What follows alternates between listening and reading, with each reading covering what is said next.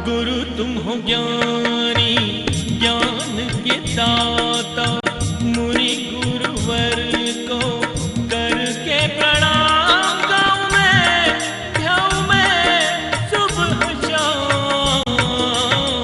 तुलक सागर एक नाम एक नाम। ओम नमः सिद्धेभ्यः। ओम नमः सिद्धेभ्यः। यदर्शाभावेन प्रमुदितमना दर्दुरेह, क्षणादासीत् स्वर्गी गुणगण समृद्ध सुखनिधि। लभन्ते सद्भक्ता शिव सुख समाजम किम तदा। महावीर स्वामी नयन पथगामी भवतु मे। महावीर स्वामी नयन पथगामी भवतु मे। महावीर स्वामी नयन पथगामी भवतु मे। प्रथम तीर्थंकर ऋषभदेव भगवान की, भगवान महावीर स्वामी की, परम पूज्य गुरुदेव आचार्य श्री पुष्पदंत सागर जी महाराज की, उत्तम क्षमा धर्म की।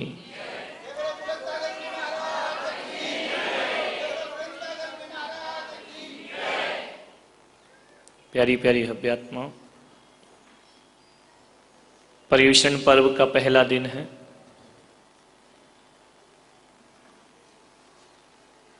पर्युषण पर्व एक विशुद्धि का पर्व है, एक पवित्रता का पर्व है, आत्मशुद्धि का पर्व है। त्योहार तो बहुत से आते हैं इस देश में। ये भाद्र पक्ष जो होता है, ये त्योहारों का मौसम है। हिंदुओं में गणेश उत्सव चलता है, जैनों में पर्युषण पर्व चलता है। सारे त्योहार इन्हीं महीनों में आते हैं। लेकिन हमारे त्योहार कुछ हटके त्योहार हैं।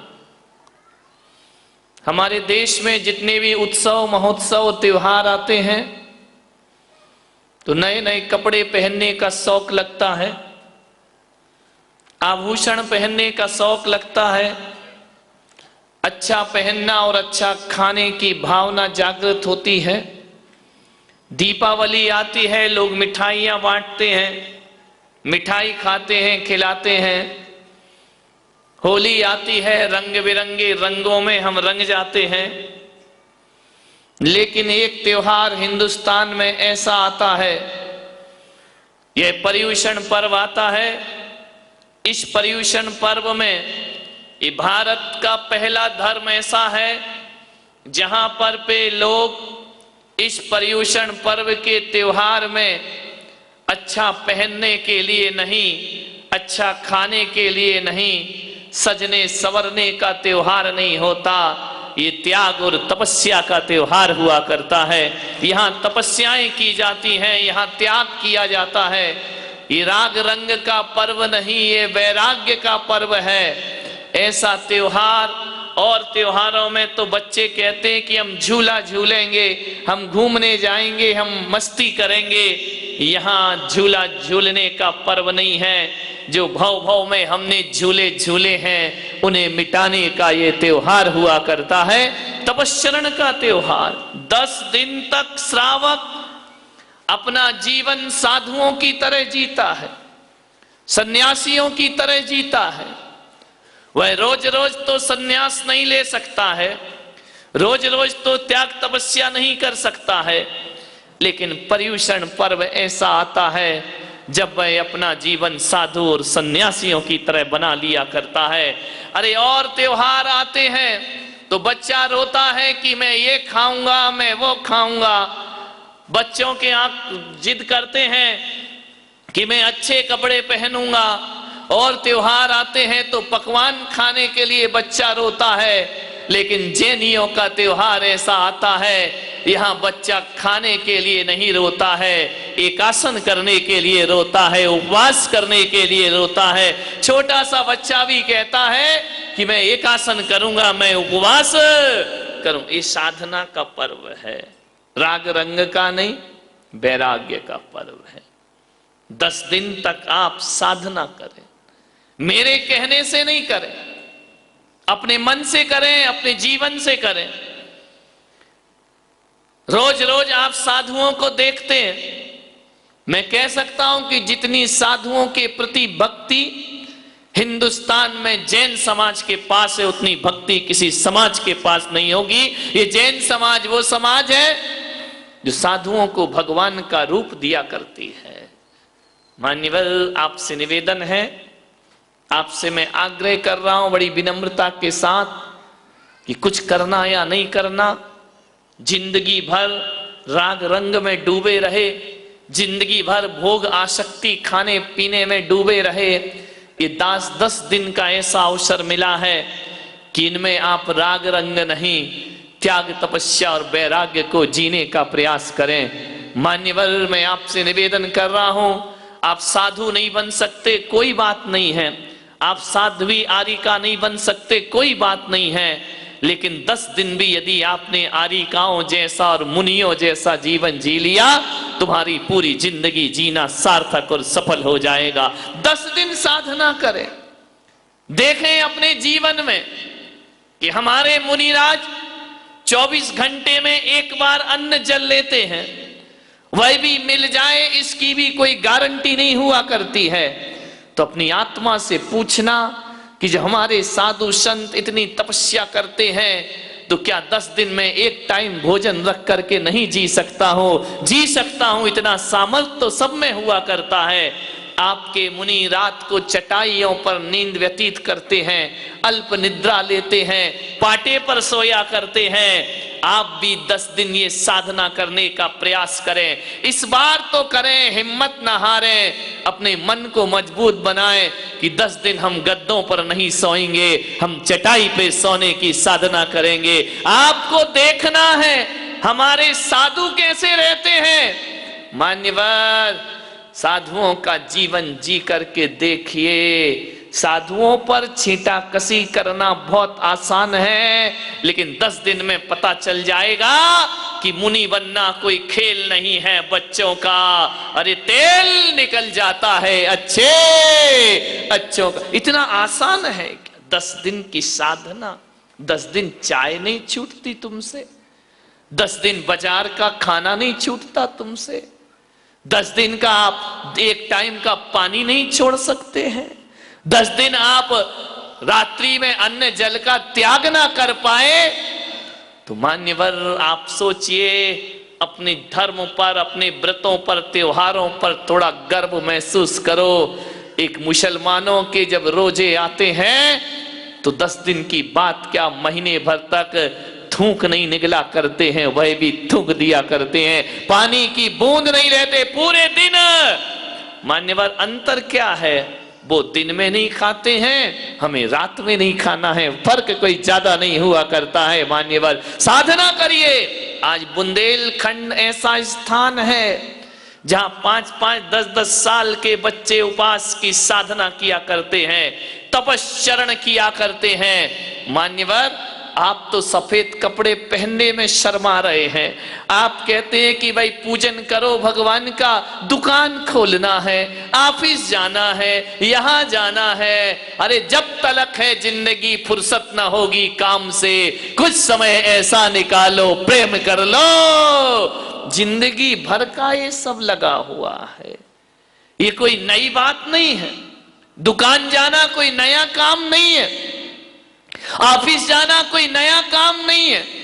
और मुझे तो बड़ा आश्चर्य है कि जिन जिन ने दुकानों का बहाना किया था वो सब यहीं बैठे हैं, अभी तक दुकान ही नहीं गए हैं। विचार करिए, लेकिन धर्म में मन नहीं लगता है, पूजा पाठ में मन नहीं लगता है, भगवान की भक्ति में मन नहीं लगता है। आज ये तुम्हारी बारामती की जगह, मैं तो बारामती को छोड़ो मुंबई का दिन याद कर रहा हूं, इससे 4 गुनी संख्या वहां पर तपस्वियों की थी, इससे 4 गुने लोग सफेद वस्त्र पहनकर साधना कर रहे थे। मुंबई जैसे व्यस्त शहर में इतना व्यस्त तुम्हारा शहर तो नहीं है ना जितना मुंबई का शहर व्यस्त है। वहां आदमी के पास वक्त नहीं है, लेकिन पिछली साल उमड़ पड़ा जन सैलाव पर्यूषण पर्व मनाने के लिए। मान्यवर, साल में एक बार यही त्योहार तो आता है जब तुम मंदिरों में धर्म ध्यान किया करते हो।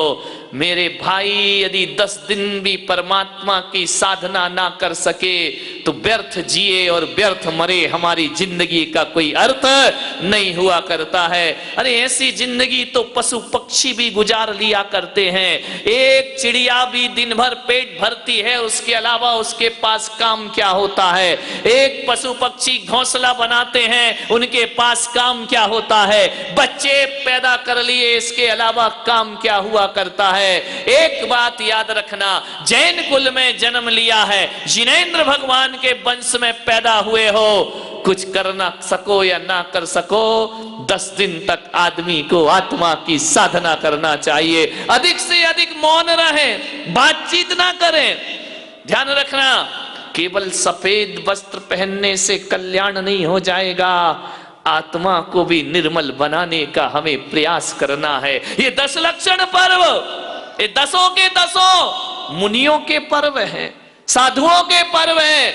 श्रावक उनकी आराधना करता है, श्रावक उनकी उपासना करता है। मान्यवर, आज यहां से बैठकर जो वातावरण यहां दिखाई दे रहा है, ऐसा लग रहा है कि शायद पूरा बारामती के लोग भगवान महावीर की अहिंसा धर्म में जीने के लिए कटिबद्ध हो गए हैं। आप बताइए, आप सफेद कपड़े पहने इतनी सारी महिलाएं, क्या दिक्कत आ रही? कोई परेशानी, कोई तकलीफ, टेंशन दूर हुई? नहीं तो 8 बजे तो तुम्हारा 8 तो इसी में बच जाते, अलमारी खोल के कौन सी वाली पहनूं, ये वाली साड़ी पहनूं कि ये वाली साड़ी पहनूं। ध्यान रखना, अरे जो सुख है भगवान के भजन में, वो सुख ना ही अमीरी में, मन लागा मेरा यार फकीरी में। ये फकीरों का आनंद है, ये धन दौलत से नहीं मिलेगा, ये रुपयों पैसों से नहीं मिलेगा। आप कितना भी दौलत कमा लो, जो आनंद सादगी का हुआ करता है, वो आनंद दुनिया भर के आकर्षणों में प्राप्त नहीं हुआ करता है। अवसर मिला है, समय मिला है, ये दोबारा कभी जिंदगी में समय मिलने वाला नहीं है। मान्यवर, आप सबसे मेरा निवेदन है, जो भी इस पंडाल में बैठे हुए हैं, जीवन को सार्थक बनाने का प्रयास करिए। क्या करोगे अपनी जिंदगी में, क्या प्राप्त करोगे? जितना बटोर रहे हो सब यही छूट जाएगा। और तो और मेरे भाई, धन दौलत की बातें तो छोड़ो, आदमी का तन भी यहीं छूट जाया करता है। एक बात अपनी जिंदगी में सोच लीजिए कि जिस दिन मौत आएगी, जिंदगी खत्म होगी, उसके बाद क्या तुम्हारे पास होगा? कोई कुछ नहीं ले जा पाएगा। इस धरा का इस धरा पे सब धरा रह जाएगा। साथ में लाया था क्या जो साथ में ले जाएगा? क्या करेंगे आप? ये जीवन को सार्थक करिए। ऐसा पशुओं जैसा जीवन मत जियो। पशु और इंसान में इतना अंतर होता है कि जीता जानवर भी है और जीता भगवान का भक्त भी है। जीते पशु भी हैं, जीता इंसान भी है, लेकिन पशु का जीवन खाने पीने और भोगने के अलावा, इसके अलावा उसकी कोई सोच नहीं हुआ करती है। लेकिन मनुष्य खाने पीने के साथ साथ त्याग तपस्या भी किया करता है, साधना भी किया करता है, इसलिए वो पशुओं के स्तर से ऊंचा हुआ करता है। मान्यवर, आज उत्तम क्षमा का दिन है। बहुत से लोगों से यदि मैं पूछ लूं कि पर्युषण पर्व क्यों मनाते हैं, तो जैनियों बताओ क्यों मनाते पर्युषण पर्व? कोई उत्तर दे दे मुझे, क्यों मनाते? बोलो बोलो, क्यों मनाते हैं पर्युषण पर्व? क्षमा धारण करने को 10 दिन बस, उसके बाद हथियार डंडा उठाओ। क्यों है पर्युषण पर्व, क्यों आता? अच्छा इतना बता दो मुझे, कितनी बार आता है साल में? कब कब आता है? 3 बार तो बोल दिया। कब कब आता है? जय हो पंज। ऐसा लग रहा मैं अजैनों के बीच में बैठा हूं। कब कब आता है पर्युषण? बोलिए। बोलो, आपको मालूम? बोलो, कब कब आता है पर्युषण पर्व? चतुर्मास काल में, इसी में 3 बार हो गया। तो कब आता 3 बार? वैशाख अष्टमी, वैशाख, गैशाख, भाद्रपद नो, 3 बार आता है साल में। कार्तिक पूर्णिमा का। कार्तिक में कहां से पर्युषण है? दिवाली आती तब तो बैठ जाओ, तुम तो 12 महीने के नाम ले दो। विचार करिए, माघ मास, चैत्र मास और भाद्र मास, साल में 3 बार पर्युषण पर्व आता है। लेकिन सबसे ज्यादा यह पर्युषण पर्व भाद्र मास में मनाया जाता है। पूरे देश के लोग भाद्र मास में मनाते हैं, क्योंकि भाद्र मास में चातुर्मास होता है, बारिश का मौसम होता है, साधना के लिए अनुकूल मौसम होता है, हमारा धंधा होता है, तुम्हारा मंदा होता है, और पर्युषण के बाद हमारा मंदा हो जाएगा और दिवाली पर तुम्हारा धंधा शुरू हो जाएगा। बस लास्ट है चतुर्मास, पर्युषण के बाद खेल खत्म, इंटर आ गया, इंटरवेल, उसके बाद चातुर्मास समाप्त। ध्यान रखिए, भाद्र मास में ये पर्युषण, चैत्र मास में, माघ मास में पर्युषण पर्व मनाए जाते हैं। क्यों मनाए जाते हैं, कोई बताएगा? यहां जैन लोग नहीं रहते हैं। जय कुमार जी बताओ, क्यों मनाते पर्युषण पर्व? और बताइए, पर्युषण पर्व क्यों मनाते? बोलो, कब से शुरू हुआ, कब खत्म होगा?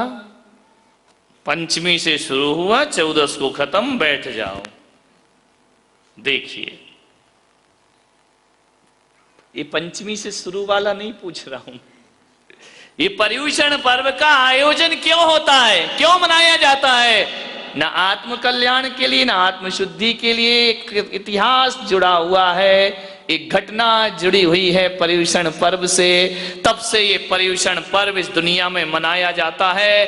कहा जाता है हिंदू परंपरा में कि एक समय ऐसा आएगा, कलयुग के अंत समय में पृथ्वी का विनाश हो जाएगा। प्रसारण पुण्यार्जक परिवार जिन शरणम तीर्थधाम के परम संरक्षक संघपति श्री प्रदीप मामा, प्रतिभा मामी, भोपाल।